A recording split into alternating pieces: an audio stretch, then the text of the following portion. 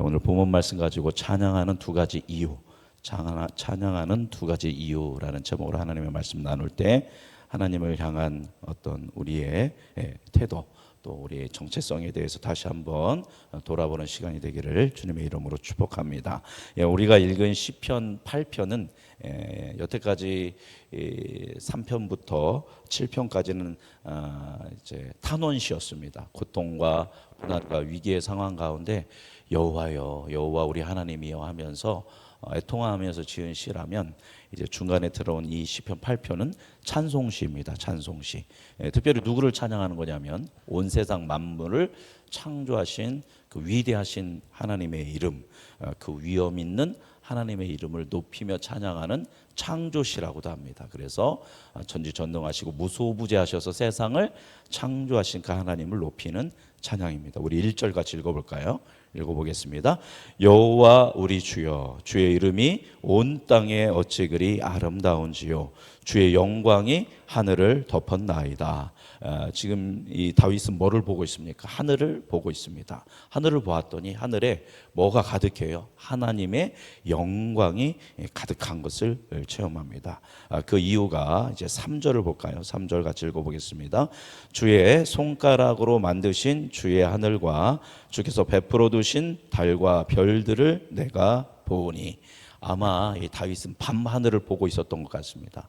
밤 하늘을 보면서 주님의 손가락으로서 지으신 주의 하늘을 보니까, 그 하늘에 수많은 그 별들과 달을 보니까 뭐에 압도되는 겁니까? 이 놀라운 우주 만물을 창조하신 그 하나님의 창조의 영광, 그 위엄에 압도되어서 여호와 우리 주여, 주의 이름이 어찌 그리 아름다운지요 하면서 온 땅에 가득한, 특별히 그 하늘의 영광에 가득한 것을 보면서 주님의 이름을 높이며 찬양합니다.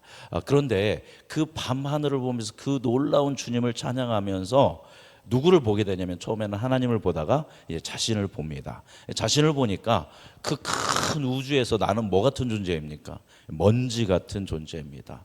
우리가 나는 뭐 괜찮은 사람이고 나는 좋은 사람이고 이렇게 잘난 체 해봤자, 그죠? 우리 음성군으로 하면 아주 작은 사람이고, 나라로 지으면 더 그렇고, 온 세계로 보면 더 그렇고, 그 지구상에 나라는 존재는 마치 뭐와 같은 존재입니까? 먼지와 같은, 그죠? 인간이 원래 사람이 흙으로 만들어졌는데 그 흙이라는 게 원래 뭐냐면 먼지를 얘기하는 겁니다. 실제로도 전 우주적으로 보면 우리는 뭐만 또 못한 거냐면 먼지만 또 못한 아주 그러한 미미한 존재가, 온 우주적으로 보면 하늘과 달과 별들을 보면 우리는 그런 존재인 거를 누구 앞에서 깨닫는 겁니까? 다윗이 하나님 앞에서 깨닫습니다. 난 그렇게 작은 존재이지만 하나님 어떤 존재이다?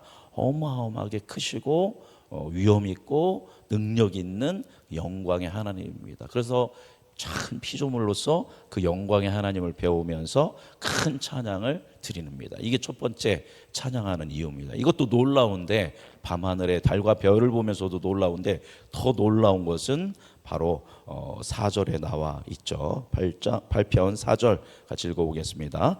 사람이 무엇이기에 주께서 그를 생각하시며 인자가 무엇이기에 주께서 그를 돌보시나이까. 이 전 우주로 본다면 인간은 뭐 같은데? 마치 먼지 같은데, 먼지만 또 못한 그런 작은 존재인데, 이러한 사람이 뭐라고? 사람이, 하나님이 이런 사람을 생각하시고 이런 사람을 돌보십니까?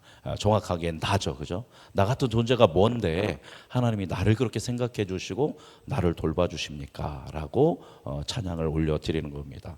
실제로 우리가 돌아보면 누가 우리를 그렇게 많이 생각해 주겠습니까? 그죠? 또 누가 우리를 그렇게 돌봐주겠습니까? 물론 어렸을 때는 부모님이 많이 생각해 주시고 돌봐 주십니다. 그러다가 독립을 이루면 이제 배우자가 좀 생각하고 돌봐주죠. 그러다 노년의 때가 되면 홀로 되기도 하고, 그러면 인생에 나는 존재냐면 외로운, 스스로 홀로 있는 존재인 겁니다.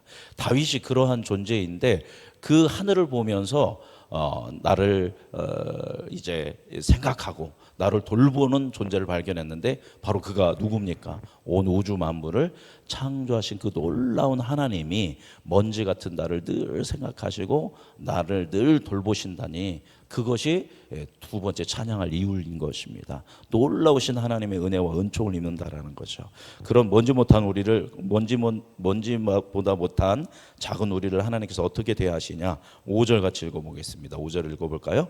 그를 하나님보다 조금 못하게 하시고 영화와 존귀로 관을 씌우셨나이다. 이 우주에 비하면 아무것도 아닌 우리에게 주님께서 뭐를 씌우셨습니까? 영화와 존귀로 관을 씌우셨습니다. 그래서 누구보다 조금 못하게 하셨어요?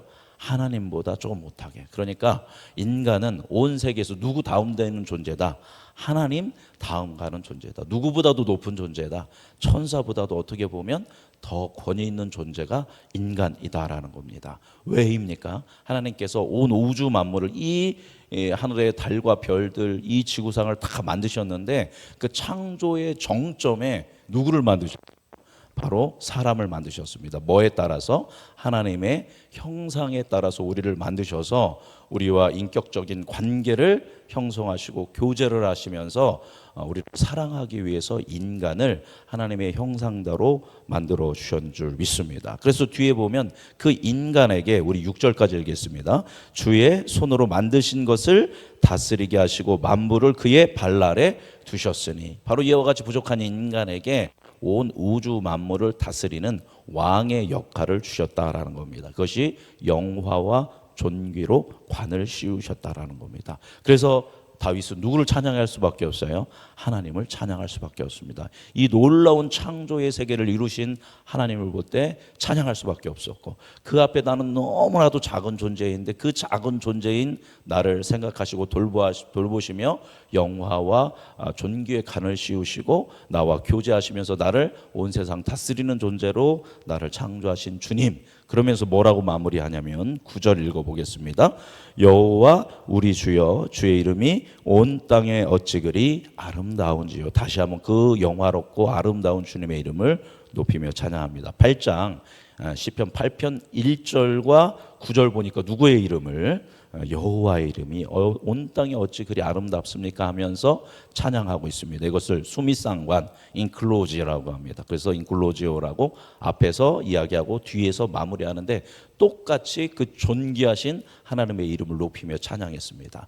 그런데 그 무한하신 하나님의 창조의 권능을 높이며 찬양했는데 두 번째로는 중간에 딱 보니까 4절 5절에 그 누구에 대한, 인간에 대한 놀라운 하나님, 그 연약한 인간에게 영화와 존귀로 관을 씌우시는 그 무한하신 하나님의 은혜에 대해서 찬양하고 있습니다. 이렇게 두 가지를 다윗은 찬양하고 있습니다. 무한하신 하나님의 권능, 그리고 그 무한하신 하나님께서 그 무한한 권능을 가지고 이런 연약한 우리에게 무한한 은혜와 은총을 베푸시는 하나님, 따라서 우리는 그 주님의 이름을 높이며 찬양할 수밖에 없습니다. 다윗이 이렇게 고백하고 있습니다.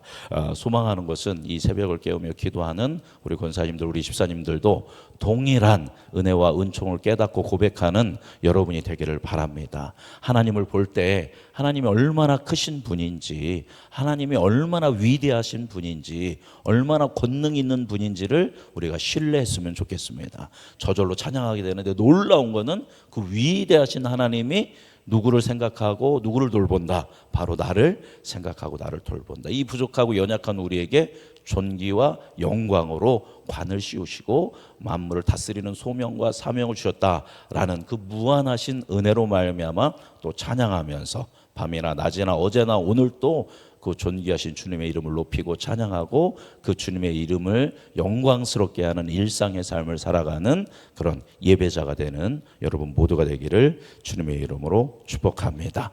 오늘 이 시간에 함께 우리 나라와 민족을 위해서 함께 합심해서 기도하도록 하겠습니다.